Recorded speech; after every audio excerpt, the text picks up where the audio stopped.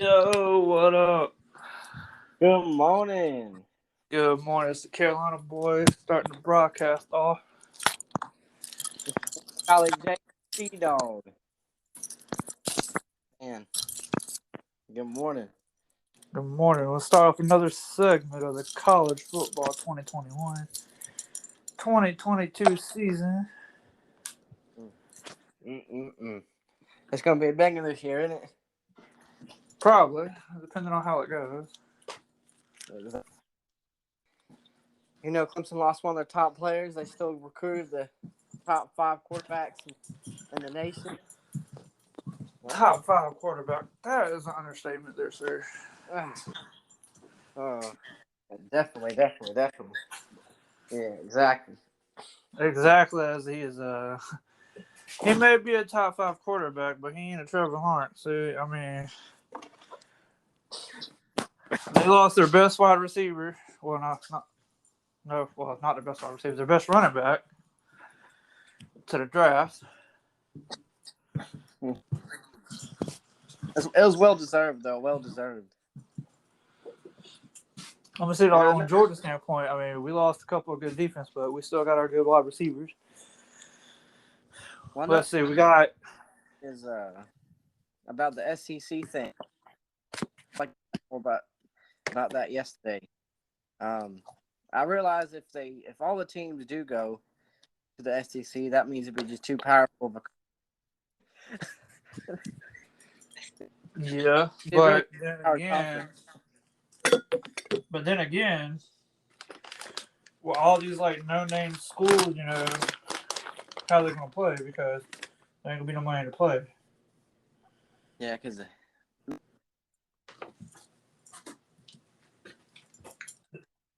but if they recruit all of them, they're not going to be able to go anywhere.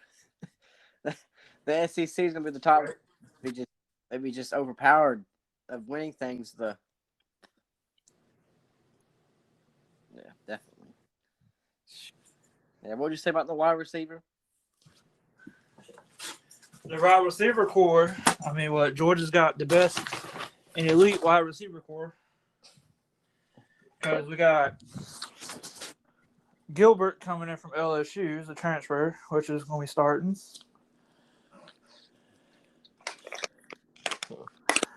We got Jermaine Burton. How's he do? How was he coming from was it sophomore year this year, isn't he? Jermaine Burton? Or no? I think he's a sophomore. He's a sophomore? Ah. Yeah.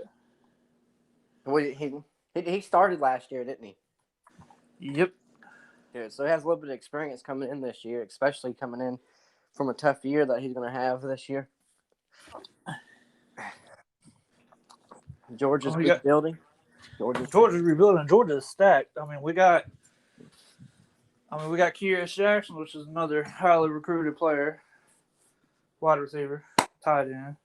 We got stacked up deep running backs with Zamar White leading. Mm. Yeah.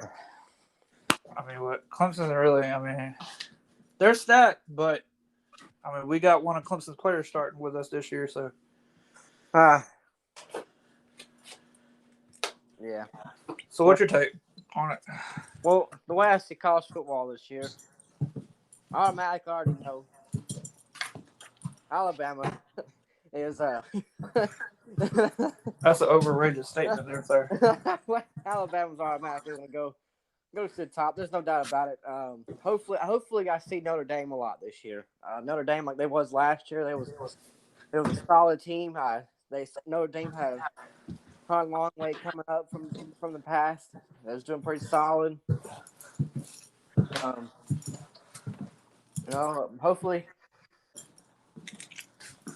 Hopefully some more teams come up from the past. But a lot of the teams, it seems like the college is shifting. To me, it seems like college football. All the teams that was right now in the back is now coming up to the front, which is a good sign. Maybe it'll be a change of pass the torch thing, you know. Right. hope to see a lot of that this year. Either way, I hope all college teams stay safe and then stay healthy this year at all times. So. Right. That's another understatement there too. So like, I ain't really heard nothing from or about Ohio State. Now, Ohio State, yeah, that's what I was hoping to come up to again, give them another shot. Or Florida. Florida's an understatement. They're already opening their mouth. Good. Yeah, no, Florida Gators is a pretty solid team. They gave a lot of teams a little trouble last year. Yeah, that's because of Kyle Trask. But look what happened with the SEC championship when they played. They were giving out. Go ahead and say it. Go ahead and speak it. Speak. Do what? Go ahead and speak it. Sorry, I think we're having a technical difficulty. Yeah, definitely. So, about this UFC fight last night. Well, What was that? Sorry, I had technical difficulty going on over here. well, what about this UFC fight last night? I kind of missed it. So what happened in the UFC fight? Well, a lot of newcomers had a wonderful time. Finally, fighter, he went from 8-0 to 8-1 to a very experienced fighter. I'm gonna go ahead and pull their names up. Well, he had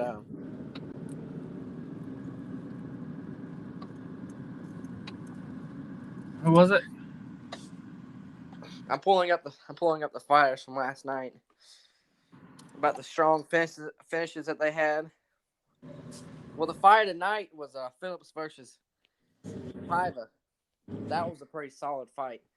I really thought Phillips was dominating throughout the fight to me, but Paiva, he had heart. He had strong will. He just kept going and going and going and going through. I see when they got the fight tonight, there's a big old left hook coming through.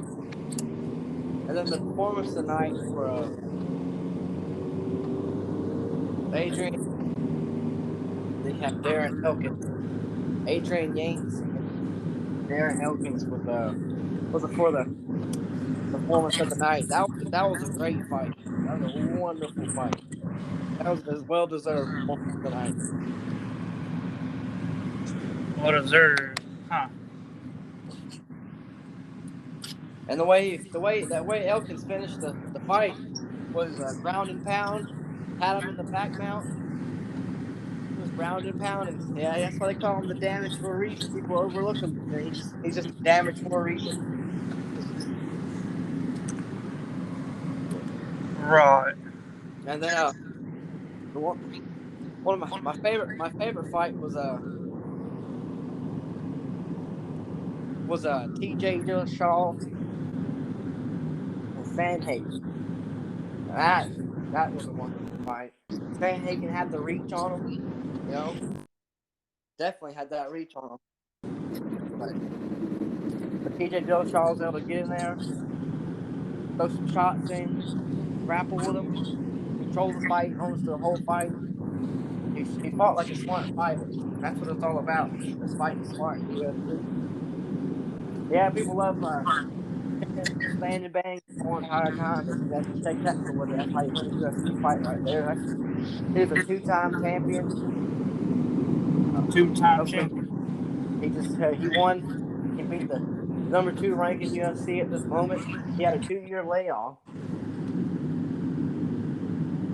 To me, that was a very big statement. If you come in UFC after your suspension and you win, you beat the top 2 ranked guy in UFC right now, especially against Sam Hagen. And he was that's a great fighter.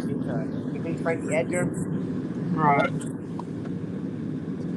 Frankie Edgar had a good come up too for a little bit. Nunez, he beat him. He was I believe he was top 5. We beat him, but I believe T.J. Dillashaw is back. He is stronger than ever he ever been. He looked great. He has a bigger team. But Sandhagen, he is young, so I know he's got something going for him in the UFC. I definitely see him. He's definitely bantamweight champ material, or any weight class that he wants to be in. He's still going to be. I believe he's going to be a champion. Uh, He has wonderful, phenomenal stand up. so for the segment of the college football, what's your take on Clemson though out of this year? Well, no, I don't. I don't really know a lot about their. I know the standings. I know the standings is pretty high, but also they. I believe they can do pretty good this year. I know they only got third last year, so. But I like how college ratings have ratings this year though. But Yeah, I think it's. I mean, depending on how it goes out, because I don't know. Just like for the NFL, I think it's stupid that they're forcing, people to do stuff, and half of them's wanting to retire now because they got to do what they don't want to do. But I mean, I ain't getting on that COVID situation, But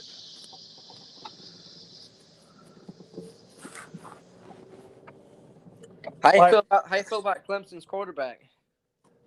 that's the understatement. Clemson's quarterback, he's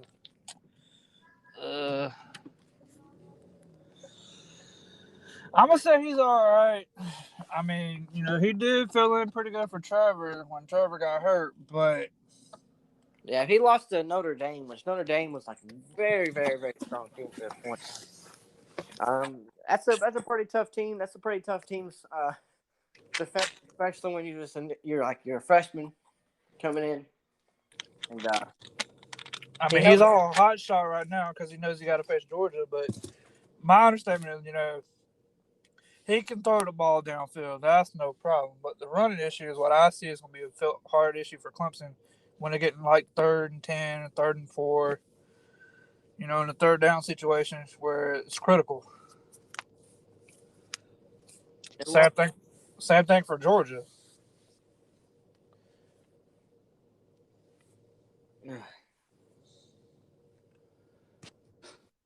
We got to learn how to run the ball when it's critical instead of just throwing it. Yeah. I believe. Do you believe that Clemson has like a lack of a QB depth chart at this moment, or you think so far they're doing pretty well with the QBs right now? I know they got the number 1 pick for college football right now. He was ranked number 1 in high school, right? He's a 5-star prospect. Clemson. Probably. I don't know. I ain't really heard too much from the backup quarterback. Hold on, actually, wait a second. Yeah, I haven't really seen, except unless that's the one that got hurt during the spring practice or spring game. But I ain't really seen or even heard of any upcoming. Since we're on the subject of quarterbacks and Clemson, let's talk about Trevor Lawrence. Trevor Lawrence right now. Let's talk about Trevor Lawrence. Since he's number 1 pick in the NFL draft, well deserved. And then he goes to Jacksonville Jaguars. I know the Jaguars receives Clemson's amazing, phenomenal running back. That's a dangerous combo to put on any team. But definitely, as hopefully we see something with them too this year. I really do. We see something with them too this year. And hopefully the Jaguars somehow find a light in the tunnel and they automatically just dominate through it. I mean, that's a good true statement right there too on that one. But I don't know if they're gonna keep Travis Etienne as a running back or they're gonna switch him over to a wide receiver because I know during off season he was trying out different positions. They could. I don't know their play, but they could possibly just do little wildcats. It seems like little wildcat formations to do a lot of running back, like toss to the side. That probably definitely would have been a good thing though to have just utilize him on both ways. If he's dangerous in 2 positions, I would utilize that. I would utilize that, especially if he's great. And then Bryant.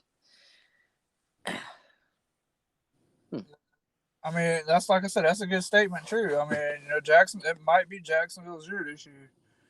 Like, I mean, well, Atlanta, God forbid their soul. They still got Matt Ryan. They passed up on Justin Fields, which I definitely think was the stupidest mistake they ever could have done because they don't have a good enough quarterback coming in to replace Matty Ice, aka Matt Ryan. But I mean, they got a best wide receiver, Kyle Pitts. Lost the number one wide receiver, Julio Jones, to Tennessee as a trade, which is the stupidest mistake they ever did.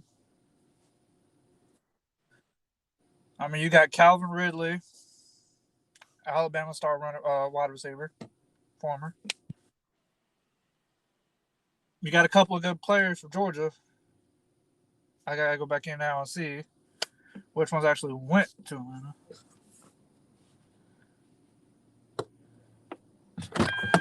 Look, what's up, dude?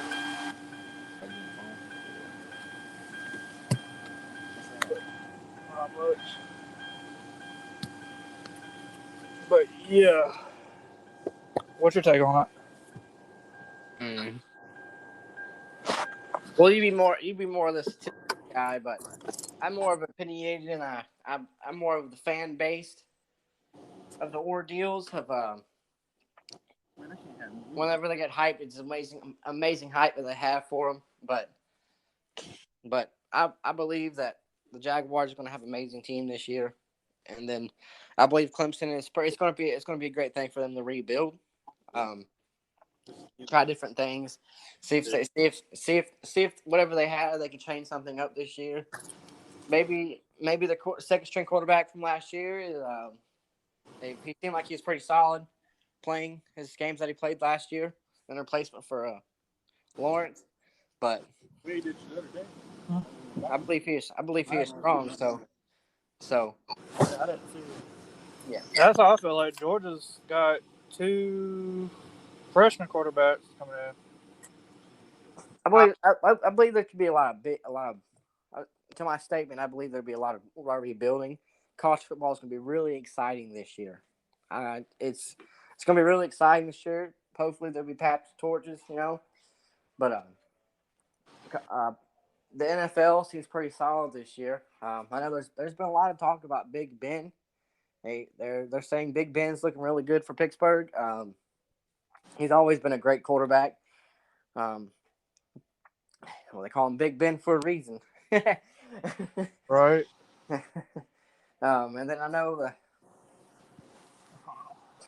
the Buccaneers. Everyone wants to talk about Buccaneers here. You got Gronk and you got Tom Brady. That's a dangerous combination, also, just like it would be for the Jaguars. So you got two dangerous combos together. They won the Super Bowl last year. The Buccaneers did. Because they cheated their way through it, but that's not an understatement. They got Tom Brady. He's a absolutely phenomenal quarterback. He's definitely earned. If he ever gets nominated Hall of Fame, he's definitely earned a Hall of Fame spot. He's definitely earned his Super Bowl rings. Right. On the phone, when they hang up and shit. I mean, he also got Julio Brown too. So, or not Julio Brown, Antonio Brown. My bad.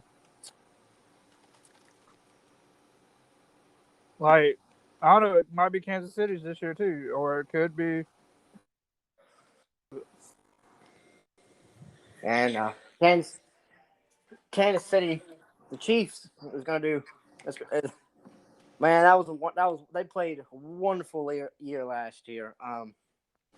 The quarterback's amazing, strong, he's fit, he's young. He's definitely young, so that means he definitely has a longevity in the future of the NFL, wherever he is. But the Chiefs is amazing. They overcame a lot of things. They overcame a lot of different seasons that they had, and then when they came back and they came off on top this year. You may not have won the Super Bowl, but you still came out on top of the rankings. You faced Tom Brady, and then You held off pretty. All great. You held off with a strong Buccaneers. The Buccaneers had an amazing comeback from the season. That's the true statement on that one. Just like what they picked Georgia to win it all, at least all the East, anyway. And how that's gonna turn out, I have no idea.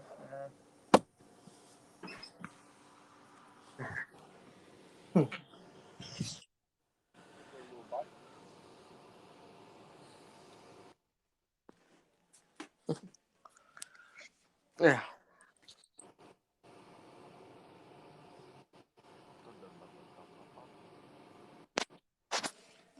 Well,